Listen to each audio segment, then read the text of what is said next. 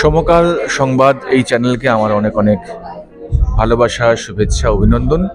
আপনারা সকলে এই চ্যানেলটি দেখবেন এবং অবশ্যই শেয়ার করবেন, সাবস্ক্রাইব করবেন।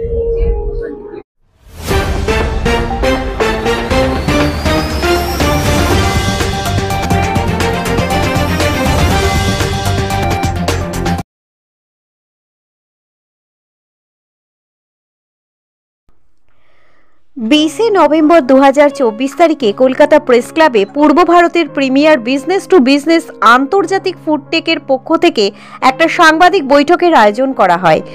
এই 21তম আন্তর্জাতিক ফুডটেক কলকাতার বিশ্ব বাংলা মিলন মেলা কমপ্লেক্সে 29শে নভেম্বর থেকে 1 ডিসেম্বর পর্যন্ত অনুষ্ঠিত হবে। শুধু তাই নয়, আপনাদের পাশাপাশি জানিয়ে রাখতে চাইব প্রদর্শনীর সময় হবে সকাল 10টা থেকে সন্ধ্যে 6টা পর্যন্ত। 200টিরও বেশি প্রধান বিদেশি, ভারতীয় কোম্পানি ও শীর্ষ ব্র্যান্ড 3 দিন ব্যাপী মেগা প্রদর্শনীতে অংশগ্রহণ করবে। 2024-এ প্রদর্শনীটি বিশ্বব্যাপী খাদ্য সংকট ও খাদ্য নিরাপত্তার সমস্যা বাড়তে থাকা পরিস্থিতিতে বিশেষ গুরুত্ব পাচ্ছে। বেকারি, মিষ্টি, নামকিন, দুগ্ধপণ্য পাওয়া যাবে। কলকাতা প্রেস ক্লাব থেকে রূপাই ঘোষের রিপোর্ট, সমকাল সংবাদ। What is the challenge? এগুলো নিয়ে যদি উনি ওনার ভিউকে শেয়ার করেন।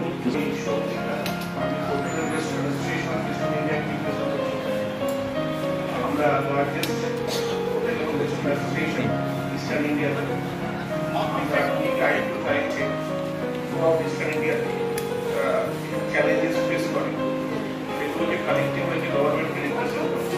তো এখানে যারা হোটেল বা রেস্টুরেন্ট করছে আমি তাদেরকে রিকোয়েস্ট করবো যে তারা আসুন আমাদের মেম্বারশিপ নিয়ে আমরা আমাদের অ্যাসোসিয়েশনকে আরো এগিয়ে নিয়ে যেতে পারি। আমি for the event from the local association of eastern India I want to wish them continued success. Thank you. Onam Hector C is from National Restaurant Association of India. This is a national level association. As Mr.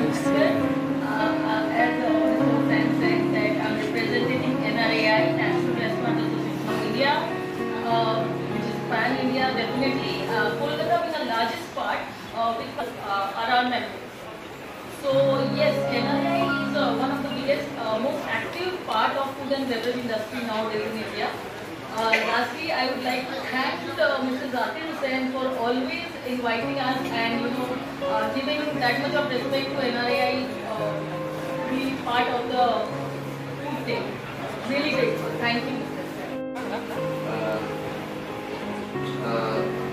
কি হতে চলেছে প্রথমে আমি মিষ্টি উদ্যোগকে যেরকম একটা platform আমরা পাচ্ছি ওনাদের মাধ্যমে, তার জন্য আমি মিষ্টি উদ্যোগ যখন থেকে ফর্ম হয়েছে তারপর থেকে we are participating in this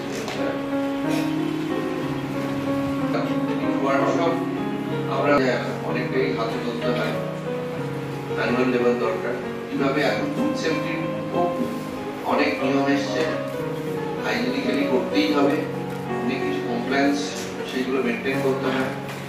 তার জন্য যারা আউটস্কার্টস আর মিষ্টি ব্যবসায়ী আছে যারা এতটা হয়তো ডেভেলপ নয়, তাদের জন্যই আরো এটা করা হচ্ছে। আমাদের এক্সিবিশন করা হচ্ছে এবং কি করে নিজেদের ডেভেলপ করা যায় ওয়ার্কশপের থ্রু দিয়ে তার ট্রেনিং কিছু সেশনস আমরা ব্যবস্থা করব। তারা যেন এসে পার্টিসিপেট করেন। আপনাদের মাধ্যমে আপনারা সংবাদ মাধ্যম আমাদের মিষ্টান্ন ব্যবসায়ীকে চিরকাল খুব সাপোর্ট দিয়ে এসেছেন বাংলার মিষ্টিকে। আমার মনে আছে যখন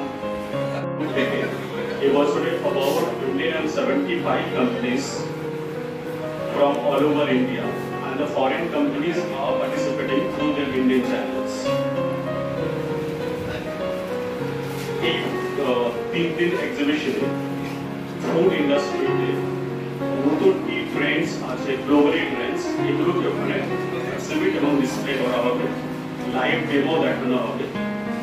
আপনাদের থ্রু দিয়ে আমি ওয়েস্ট বেঙ্গলের যারা ফুড ম্যানুফ্যাকচারিং ইউনিটস আছে, say for example restaurant, hotel, sweets, bakery এবং যারা মেডিটেশন দিতে চায়, সো দ্যাট কি তারা এই ফুড ইন্ডাস্ট্রিতে কি নতুন ট্রেন্ডস আছে, কিভাবে হাইজেনিক ওয়েতে সুন্দরভাবে ফুড ম্যানুফ্যাকচারিং করতে পারে সেই নলেজটা ওখানে দেওয়া হয়।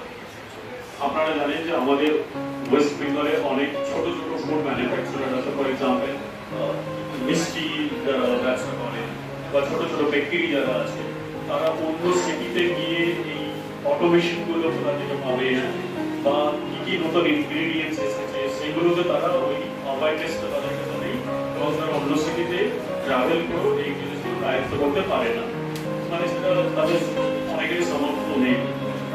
তো আমরা এই 3 দিনে কলকাতাতে একটা প্ল্যাটফর্ম তাদেরকে দিতে চাই যেখানে তারা সহজভাবে কোথা থেকে কম দামে নতুন টেকনোলজি কিভাবে প্রক্রিয়া করতে পারবে এবং কস্ট কম্পেয়ার করতে পারবে, বিকজ একই ছাদের নিচে they will get many options. ওখানে দেখানো হবে nowadays hygienic তাদেরকে একটা great opportunity দেবে for upgradation there. So now I would request Mr. Dhiman Das for sharing his views about the Mr. No Silco and all.